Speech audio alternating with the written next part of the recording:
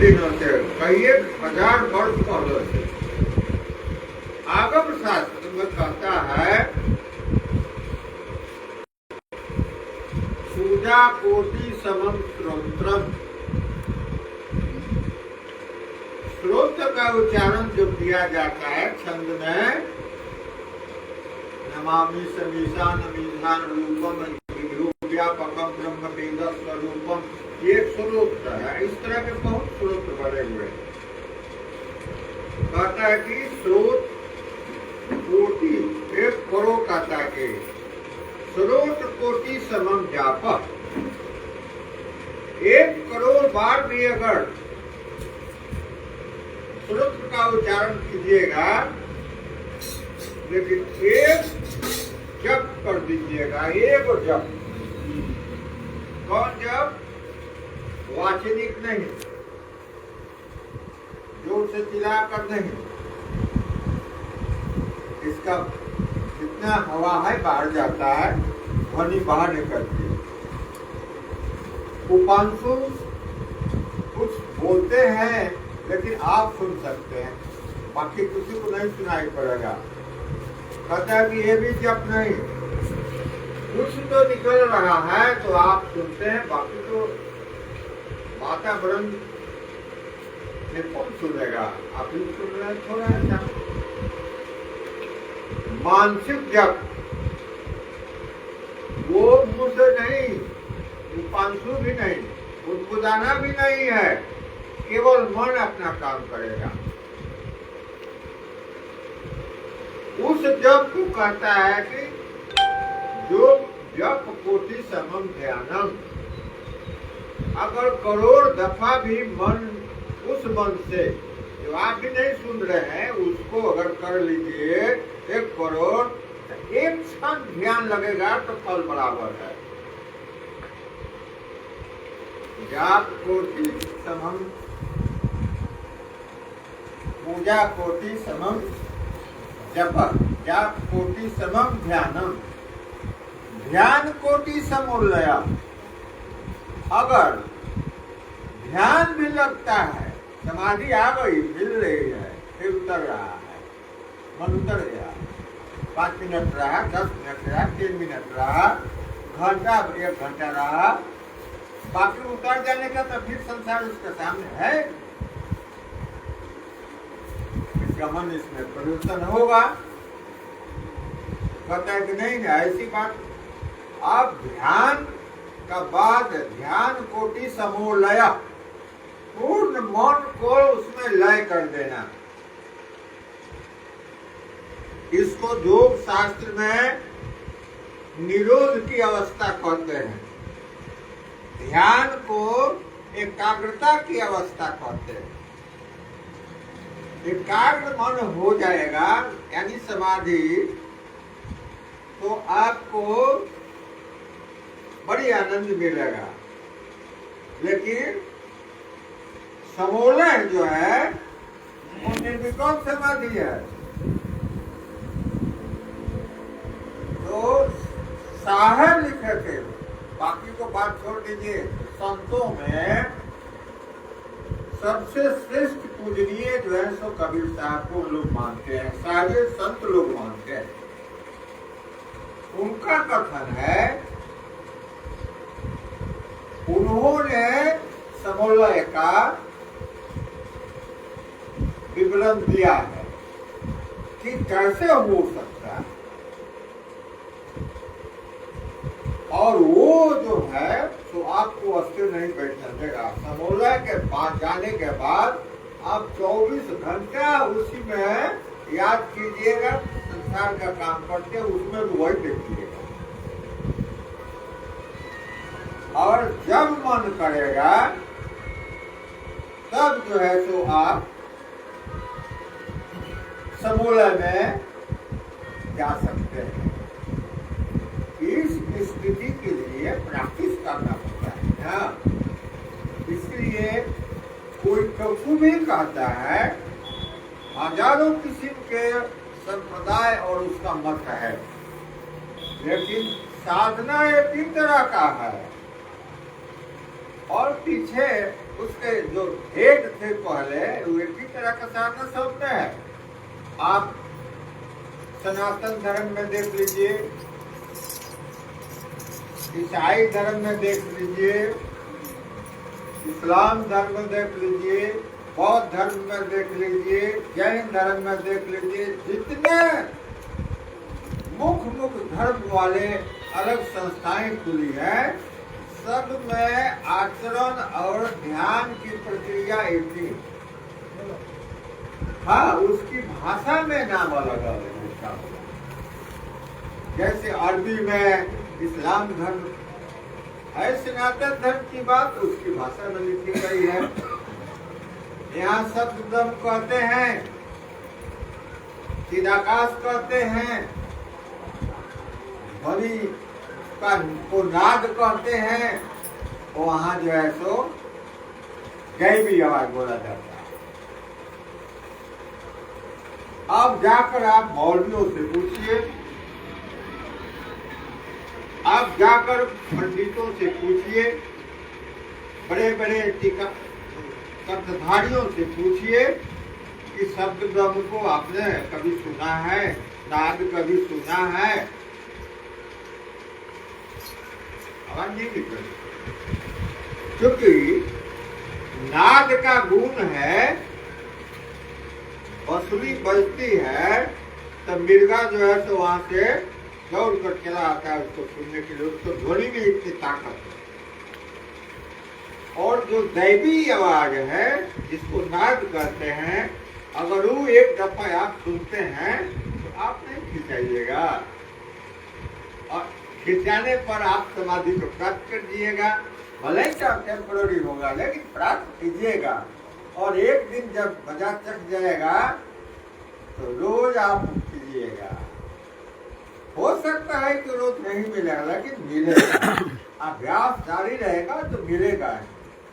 ऐसा कोई बहुत संप्रदाय को देखिए, बहुत संप्रदाय जो है उसमें जितना सनातन धर्म में क्रियाएं आगम में है वो सारी बौद्ध धर्म में है,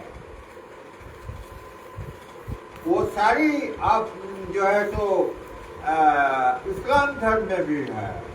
कारण इसका आप लोग जानते कि नहीं जानते हैं, भगवान जाने। ईसा मसीह 14 साल भारत में आकर पढ़े थे, 13 साल योग महाविद्यालय उड़ीसा जगन्नाथपुरी में पढ़े थे और 1 साल नालंदा विश्वविद्यालय में पढ़े थे। मोहम्मद साहब आकर कश्मीर में पढ़े थे। इसको अपने प्रशंसा के लिए मिटा दिया जाता है, मूल ग्रंथ में से हटा दिया जाता है। इसलिए इस्लाम में जो बाइबिल है उस बाइबिल में 14 साल नील लिखा हुआ है, ये कहाँ के पता नहीं है। अरे तो उनको पता नहीं है, हिंदुस्तान के रेकॉर्ड में तो है, भारत के रेकॉर्ड में तो है। जैन धर्म तो यही का है।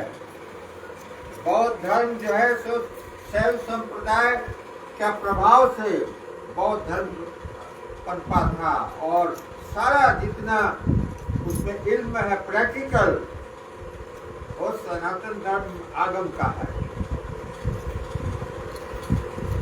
हम लोग शिव की पूजा रोज जाकर करते हैं, जाते हैं लिंग की पूजा करते हैं।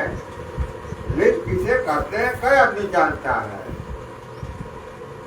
कई आदमी उसमें परमात्मिक अस्तित्व का जो स्वरूप है उसको वो आदमी उसको देखकर जल चढ़ाता है। पत्थर थोड़े है, पत्थर तो तमोगुण का आवरण है उसको। हम लोग के ऊपर जो आवरण है शरीर में 5 तत्व का आवरण है, इसलिए आत्मा नहीं दिखाई पड़ते हैं।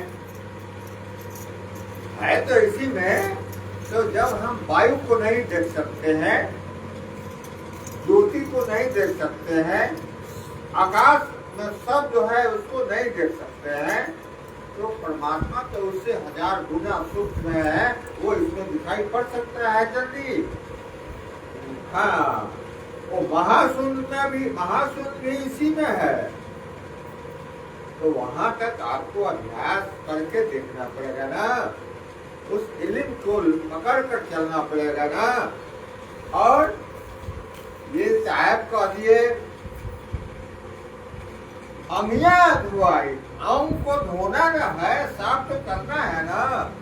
अंग एक तरफ का तो नहीं है ना, वह स्थूल अंग है, सूक्ष्म अंग है, कारण शरीर है। ये तीनों अंग की सफाई करना होगा ना। और तीनों शरीर की सफाई कैसे होती है उसका इल्म जानना पड़ेगा ना, उसका अभ्यास करना पड़ेगा कि नहीं करना पड़ेगा। खाली जप और ध्यान से काम नहीं न चलेगा। जाके नदी में नहा लीजिएगा, कपड़ा खींच लीजिएगा। कोई भी अगर ज्ञान की नदी हो या ध्यान की नदी हो, उतने से नहीं होगा। ध्यान की नदी तक पहुंचने के लिए बहुत कुछ करना पड़ता है। पहले तो घाटे बहुत है, उस घाट पर कैसे जाइएगा। इस शरीर के अंदर 100 घाट है, 100 चक्र जो है। कबीर साहब ने कहा था कि 100 चक्र को शोधो को, समझे ना। और वो सुषुम्ना के भीतर है, ब्रह्म नाड़ी में। सुषुम्ना में भी नहीं है, प्रजा, चित्रा और ब्राह्मी, ये 3 गो नाड़ी सुषुम्ना के भीतर है। एक के भीतर एक, एक के भीतर एक है। उस ब्रह्म नाड़ी में चक्र होता है, वो सूक्ष्मतम शरीर है। उसमें 100 घाट के साथे जाना है, हैं? कौन घाट उतर के पार होइएगा, तो जानना पड़ेगा। तो ये 6 घाट से बाद 7वां घाट में जाना पड़ेगा, तब जल मिलेगा। परमात्मा रूपी जो स्पंदन है, परमात्मा रूपी जो प्रकाश है, परमात्मा रूपी जो चेतना है, उसकी वर्षा हो रही है। लेकिन इतना रास्ता घाट में नहाते नहाते वहां पहुंचिएगा, तब आप उस वर्षा में भीजिएगा, उस जल में भीजिएगा, उस समुद्र में नहाइएगा। ये सत्संग का मतलब भजन नहीं है। सत्संग का मतलब है कि भजन से भाव को प्रकट करना, दिल के अंदर उसको उठान करना, ताकि अभ्यास करने में मदद मिलेगा। और उसे बहुत आगे बढ़ना है। हम ये नहीं सोचे थे कि हमको इस श्लोक को भी पढ़ना बताना पड़ेगा, इतने नहीं है। मैंने सोचा था कि ये सत्य की साधना कैसे होती है, ये बताना था। बिना शब्द की साधना किए कोई भी बाकी नहीं रहता है जो साधक है। संसार में जितने साधक हैं, जिनको उस इल्म की पढ़ाई मिली है, अभ्यास करने की उनको कहा गया है, वो ऐसा कोई नहीं है जो शब्द की साधना नहीं करता हो। शब्द की साधना से नाद प्रकट होता है।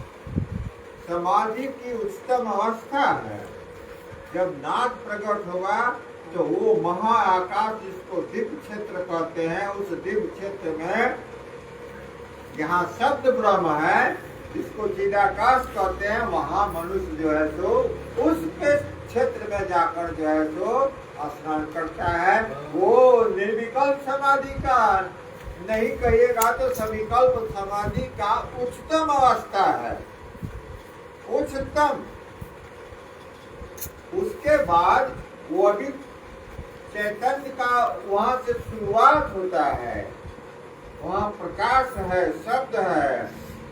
इस लोक से कितने लोगों के बाद उसका है क्षेत्र है, और इसमें बहुत नजदीक दिया गया है, जहाँ ढूंढ कर आप जो है तो उसको पा सकते हैं। साधना का मतलब ये है, साधना कोई लौट को जप करेगा, कुछ नहीं, बड़ा हिलेगा तो शरीर थोड़ा हिल हो जाएगा और कुछ नहीं होगा। इस शक्ति को वहां तक जाना है। शब्द प्रिय शब्द रंग कहाँ है, ये शब्द ब्रह्म हर जगह है, अव्यक्त है। मानव शरीर और रीढ़ वाले प्राणियों के शरीर में यह है, और मनुष्य ही केवल साधना कर सकता है, पशु किसी तरह की साधना नहीं कर सकता है। कोई भी जोड़ी में हो, एक मनुष्य कर सकता है। उस मनुष्य में भी जिसका मन थोड़ा विकसित हो गया है, दर्शन को समझ सकता है, सत्संग में जो चर्चा होती है उसके बात को जो समझ सकता है, वही कर सकता है। बाकी मान लीजिए एक आदमी का 20 बार जन्म हो चुका है, एक आदमी का पहले जन्म हुआ है, उसमें आकाश जमीन का अंतर है, उसमें पक्का ज्यादा है। और जो 20 दफा जो है तो मनुष्य हो चुका है, उसमें मानवता मन का विकास ज्यादा है, इसलिए ये ज्यादा समझेगा और अपना लक्ष्य समझेगा कि हमको क्या करना है। तो ये शब्द जो है क्या है, इसको नाद भी कहते हैं। और नाद जो है तो जहाँ से शुरू होता है, ये चिदाकाश से शुरू होता है, बाकी जगह नीचे उसके शब्द है, वहां से ये नाद जो है तो 7 खंडों में बटा हुआ है। और 7वां खंड में जब आप पहुंचते हैं तपस्या करते करते, यानी साधना करते करते, वहाँ वो कम सुनाई पड़ेगा, क्योंकि मन की स्थिति आप जो है तो मन रहित हो जाता है। जब मन रहित शरीर हो जाएगा तो दीर्घ अवस्था, दीर्घ काल में मैंने 24 घंटा, 10 घंटा, 5 घंटा, 1 घंटा समाधि होने लगेगी। टेम्पोररी समाधि और जो सदा के समाधि में बड़ा अंतर होता है।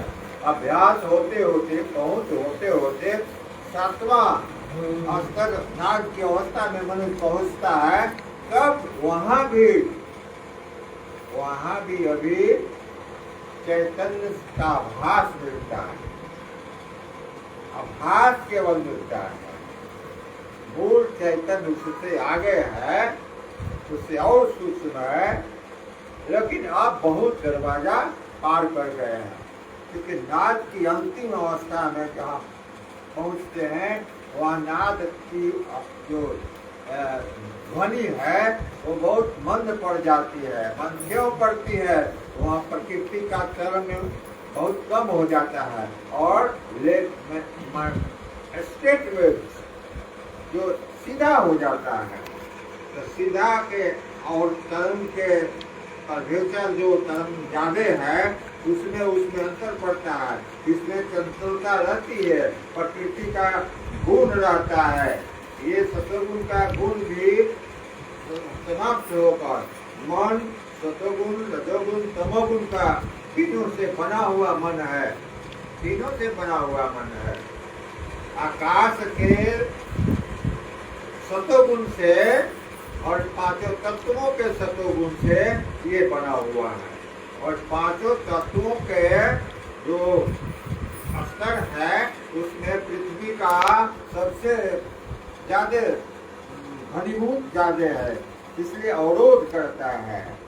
और अहंकार का जो आकाश में वायु का जो क्षेत्र है, उसमें अहंकार के रजोगुण की मात्रा रहती है, इसलिए उसी से तरंग उठ के जो है तो मन में जो है तो आप मनुष्य के मन को गाइड करके एकाग्र नहीं होने देता।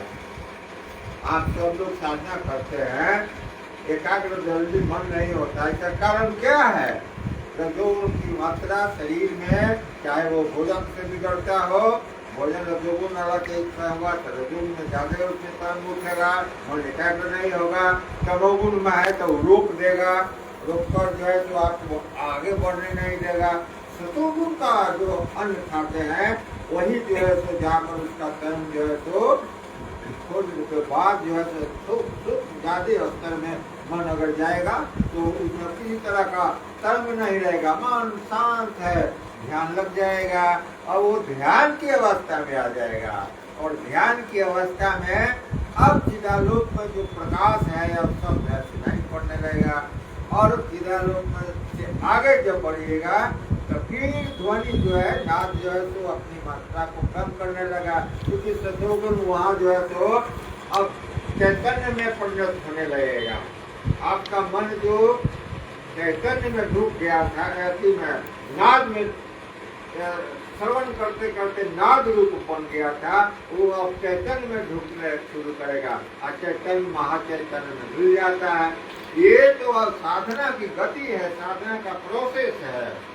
अगर नहीं ऐसा कीजिएगा तो जिंदगी भर भजन गाते रहिएगा और संसार का काम करते रहिएगा और कहीं गुजारा नहीं। असली जिस चीज के लिए जो मनुष्य आया है उसको पा नहीं सकता है। कैसे पाएगा आप बोलिए? इस बात में अगर किसी तरह का कोई शंका से पता हो तो थोड़ी देर के बाद हमको बताएंगे। अब यहाँ पर मैं कहना चाहता हूँ कि जो आदमी कुछ पाया, बानर और हनुमान को ज्ञान हुआ था। बानर और हनुमान को ज्ञान नहीं होता है, कभी नहीं होता। बानर मतलब होता है, बाण मने आनंद होता है। आनंद मन का नाम है बाण। उसमें जो रमन करता है उसको बानर कहते हैं। तो परमात्मा का जो एक क्षेत्र है वो आनंद स्वरूप है, सच्चिदानंद आनंद स्वरूप है। उस क्षेत्र में जो रमन करता है उसको बानर कहा जाता है, उससे तो नहीं कहा जाता है। हनुमान है जो अपने मान को दमन कर दिया है, उसका नाम हनुमान है। कोई गाली दे बोलता है, क्या करता है, क्या बोल, कुछ नहीं, चुपचाप मौन धारण किए हुए है, उसको हनुमान कहते हैं। ये विवेक और ज्ञान और विवेक और वैराग्य से उत्पन्न होता है। इसलिए हनुमान को रामायण के चर्चा में वैरागी कहा जाता है। माने संसार से उनको कोई मतलब नहीं था, केवल राम से मतलब था। राम कौन है? इसमें आत्मा है, वही राम है। आत्मा राम नाम है। इसमें कृष्ण कौन है? इसकी आत्मा ही कृष्ण है। इंद्र कौन है? आत्मा ही इंद्र है। ये पांचों इंद्रियां, दसों इंद्रियां 5 तत्वों से बना हुआ है। पांचों तत्व देवता का स्वरूप है। उसका जो है पदार्थ अति है, ये सब मिल लेते हैं, ये सब सहयोग करते हैं, तब जो है तो युद्ध विजयी होता है। अगर ये सब अपना अपना चाल से चले तो आत्मा का चलन नहीं हो सकता है। मन बिखरा हुआ रहेगा, एकाग्र नहीं होगा, आत्मा मिलेगा नहीं, छूटेगा, बंद रहेगा। तो कैसे ये है इंद्र। इंद्र माने मन भी होता है, इंद्र माने आत्मा भी होता है। तो परमात्मा रूपी दरियाओं में यानी आनंद में ढूंढने के लिए तो हनुमान बनना पड़ेगा ना। हनुमान तो घर द्वार छोड़ कर भागे नहीं थे, भाग गए थे? नहीं भागे थे।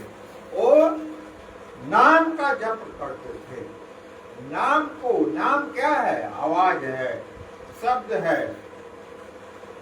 और कबीर साहब कहते हैं कि शब्द साधना कीजिए, साधो शब्द साधना कीजिए, जाही से सब जगह उपजे, ताही को धर लीजिए, साहब शब्द साधना कीजिए। शब्द से ही सृष्टि हुई है, शब्द में ही स्पंदन प्रकट हुआ है, नाद प्रकट हुआ। उसके पहले केवल स्पंदन था, उसके पहले और स्फुरन था। ये तीसरा स्वरूप है जो नाद बना है। और आपको इसके पीछे, नाद के पीछे वाले 2 सीढ़ी और आगे बढ़ना पड़ेगा, तब महाचैतन्य में आप रुक सकते हैं। और यही मनुष्य को कैपेसिटी है, मनुष्य को इतना पावर है, मनुष्य को ऐसा बनावट है, मनुष्य को ऐसा मन मिला हुआ, मनुष्य को ऐसा शरीर मिला है और वातावरण मिला है। आप अपने लायक वातावरण बनाइए। जब तक रोज साधना कीजिए, दोनों टाइम घर में साधना कीजिए और अपने अपने क्षेत्र में मिलकर 10 को 5 को बुलाकर मिलजुल कर कीर्तन कीजिए।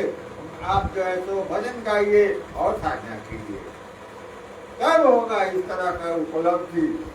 नहीं तो आना जाना तो आंख बंद करके, और ये संसार महाअंधकारमय है, यहाँ ज्ञान जल्दी नहीं उत्पन्न होता है। लेकिन अंतर जब गति होगा, प्रकृति का स्वभाव है, प्रकृति की शक्ति है, किसी भी शक्ति में जो तरंग होते हैं, एक इंट्रोवर्ट होता है, एक्सट्रोवर्ट होता है, अंदर जाना और बाहर जाना।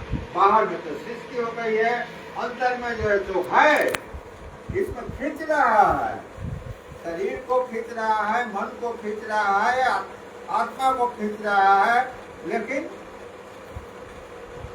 जाल इसके कवर जो है, आवरण है, इतना ना भरा पड़ा है कि खींचा नहीं रहा, लेकिन सहारा मिल जाएगा। इसलिए मैंने कहा कि वो डोरी पकड़िए। ये जो डोरी है, शब्द की डोरी जो है, जहाँ 24 घंटा ध्वनि हो रही है, आप नहीं सुनते, उसको पकड़िए।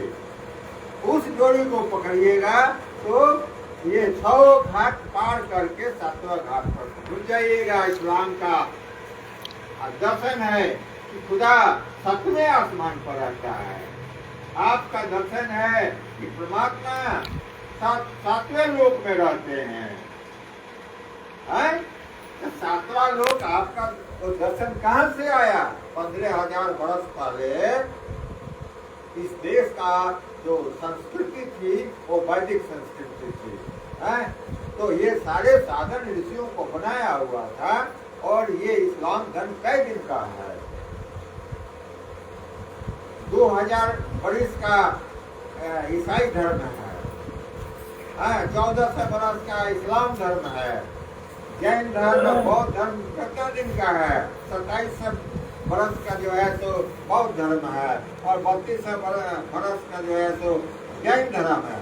कितने दिन का धर्म है? तो आप कहिएगा कि ये दूसरे जगह से कहीं से सीख लिया। ये सब आप यहाँ पढ़कर आप कहीं भी किसी भी धर्म में जाइएगा तो किसी को दुख देना मना है, सबकी सेवा करना उसमें लिखा हुआ है सभी धर्मों में।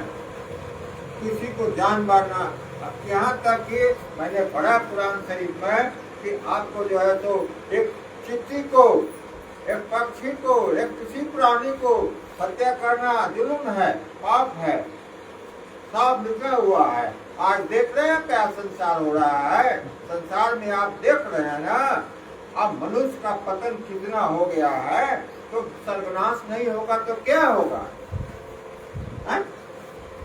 इसलिए सर्वनाश की घड़ी, एक राजा का दिमाग अगर बिगड़ जाए तो विश्व में महायुद्ध हो सकता है, और सारा विश्व जो है तो 6 मिनट में सारे बम अणुबम से समाप्त हो जाए। 6 मिनट में इतना बम बना हुआ अणुबम कि 6 मिनट में पूरा दुनिया समाप्त हो जाए। ये अनुमान आपको हम 5-10 साल पहले का बता रहे हैं। इतना बम बना कर लोग रखा है। किसी के पास 600 है अणुबम, किसी के पास 650 है, किसी के पास 500 550 है। इस तरह से बम है अणुबम खाली, बाकी का अलग है। लेकिन एक राजा का दिमाग बिगड़ जाएगा तो ये महायुद्ध हो जाएगा निश्चित रूप से, और यही प्रक्रिया चल रही है। और उनके हाथ की चीज नहीं है, पर माइंड को डाइवर्ट करने वाला, विनाश के कगार पर ले जाने वाला इसमें चेतना बैठा हुआ है।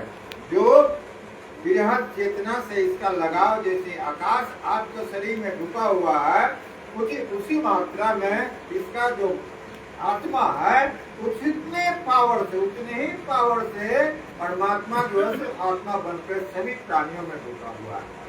इसलिए जरा भी किसी में कम पावर नहीं है। आपका मन कितना है? आपका मन जो है छोटा नहीं है। इसमें के गंदगी हटा दे तो आप सर्वज्ञ हैं।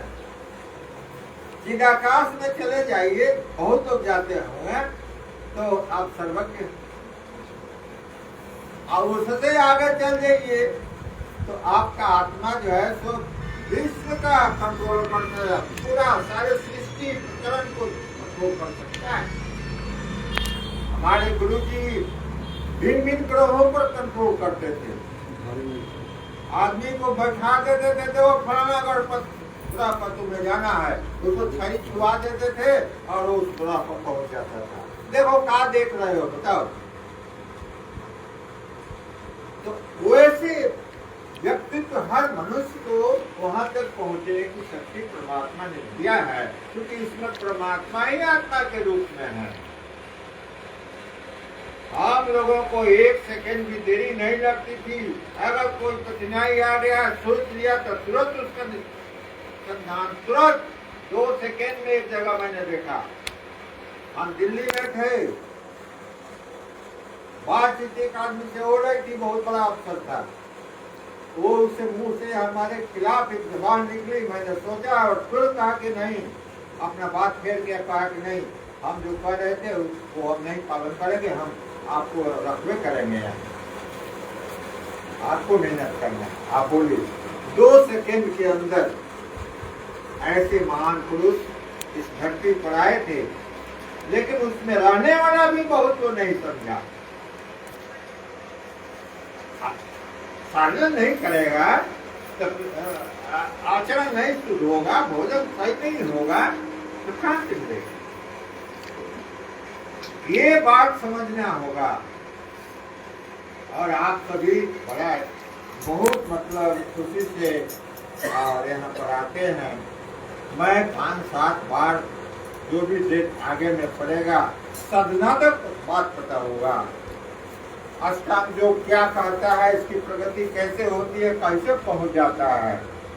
जैन धर्म क्या कहता है, कैसे पहुंचता है।